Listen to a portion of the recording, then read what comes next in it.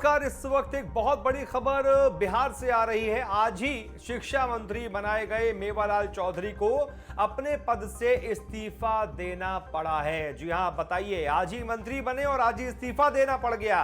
इस्तीफा देने के पीछे कई सारे कारण हैं, उन पर कई सारे भ्रष्टाचार के आरोप हैं जिसकी वजह से उनको इस्तीफा देना पड़ा है। इस पूरे मामले पर अब सियासत भी शुरू हो गई है। तेजस्वी यादव ने भी इस पूरे मामले पर ट्वीट किया था और उस पर सफाई भी आ गई है, उस पर पलटवार भी आ गया है मेवालाल चौधरी का। उन्होंने कहा है, मेरे खिलाफ अभी तक एक भी आरोप साबित नहीं हुआ है, ना ही कोई चार्जशीट मेरे खिलाफ फाइल हुई है, ना ही कोर्ट ने कुछ कहा है।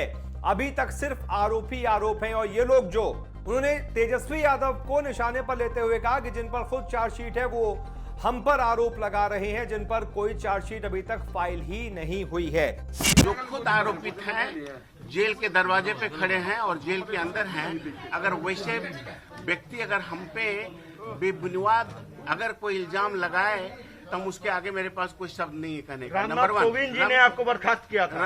आप नंबर वन। नंबर टू, कोई भी केस तब प्रूफ होता है जब आपके पास चार्जशीटेड हो या कोर्ट ने कुछ फैसला किया हो। ना हम अभी चार्जशीटेड हैं, ना हमारे ऊपर कोई आरोप सिद्ध हुआ है।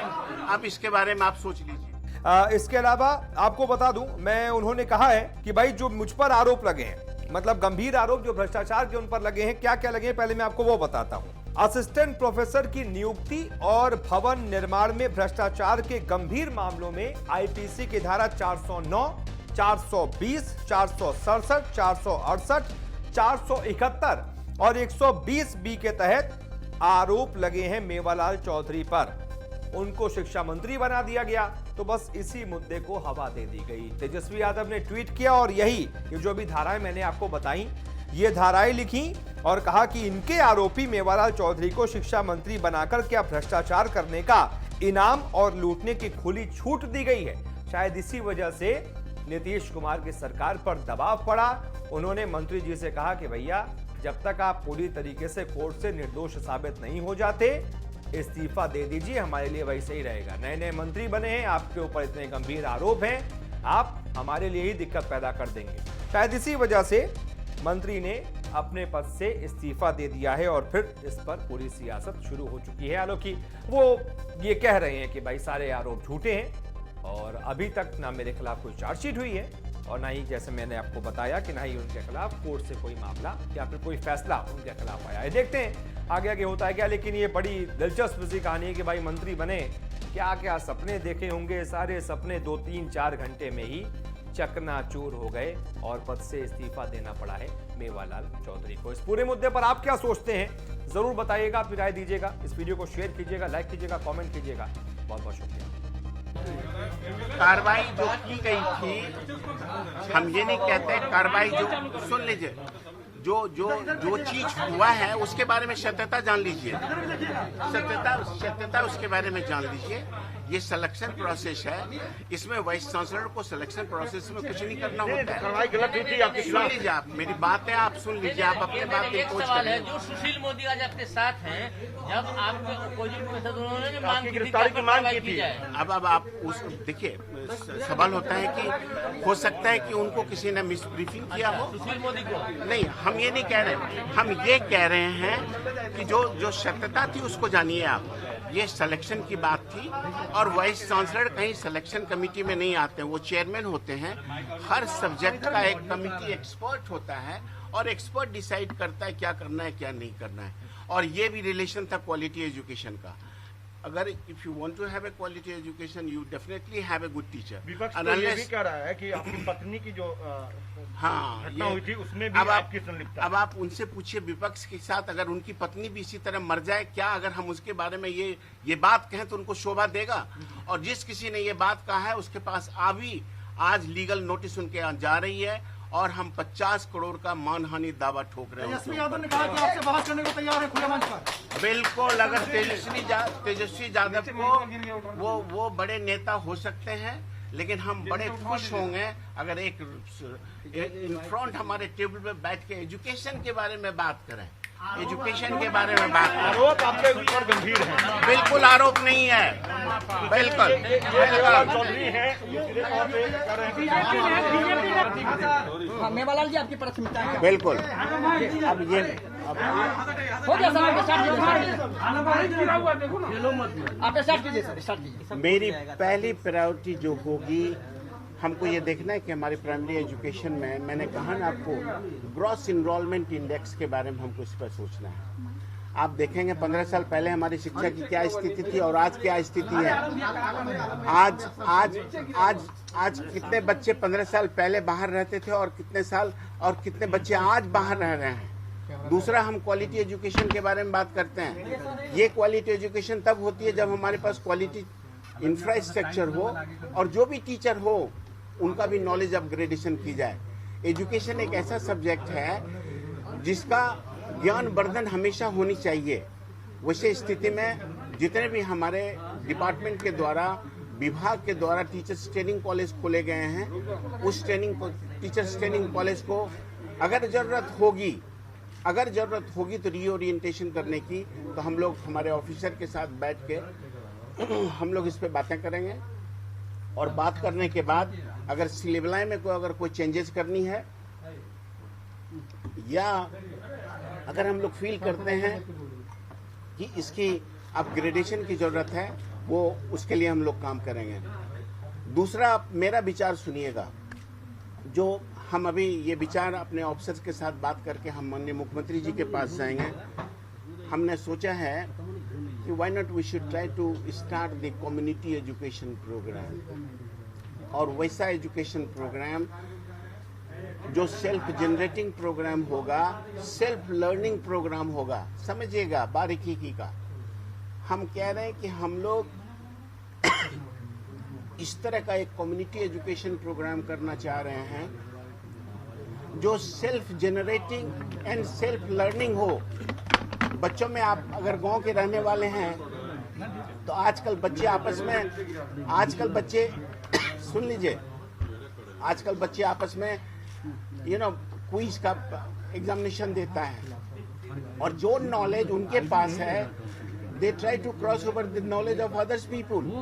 तो इस तरह का अगर हमारी सरकार और हमारे ऑफिसर के साथ ये बात करने पे हम लोग वर्कआउट करेंगे, जो चौथी प्रायोरिटी होगी, जो आप लोग जानना चाहते होंगे, ये प्रायोरिटी जो सरकार की ऑलरेडी प्रायोरिटी सेट है।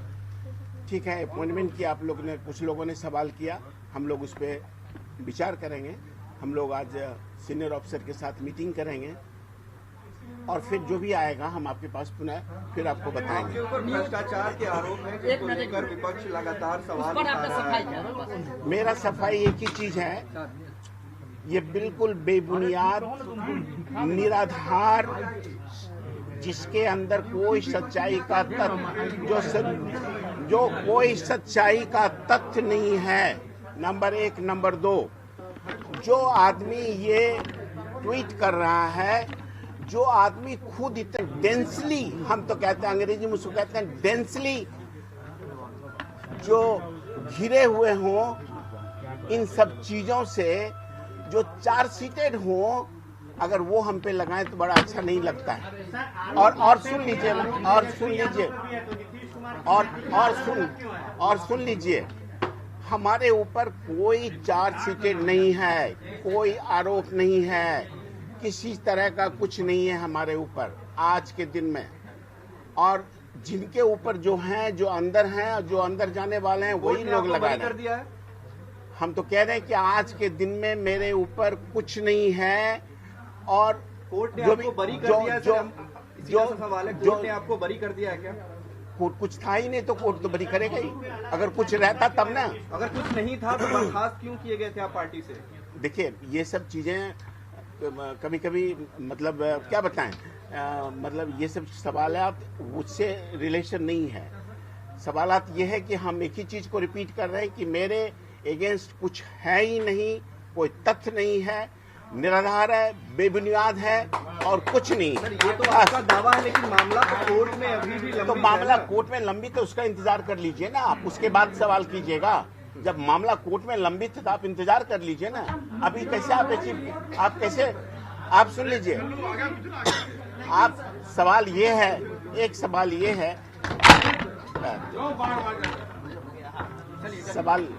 सवाल एक ही चीज, सवाल एक ही है।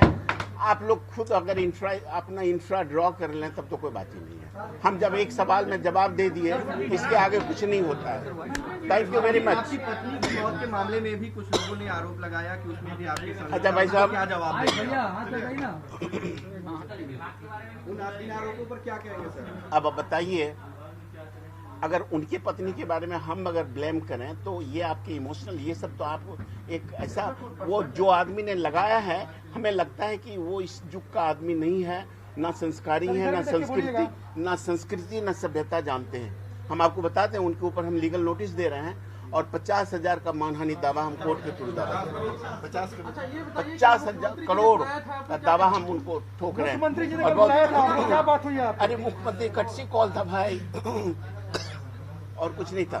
सर एक Thank you सवाल very है, much. एक सवाल लास्ट है। पिछले 7 महीने से स्कूल बंद है, प्राइमरी स्कूल जो है, उनको खोलने के लिए क्या है, क्या प्लानिंग है आपकी? आप जरा हमको ऑफिसर से मीटिंग करने लीजिए। क्या, क्योंकि स्कूल बंद है लंबे समय से। देखिए सुन लीजिए, अब हो गया। अब आइए सब्जेक्ट शिक्षा के ऊपर आइए। कोई पूछ रहे थे स्कूल कब खुलेंगे, प्राथमिक स्कूल कब खुलेंगे? सुन लीजिए, सुन लीजिए।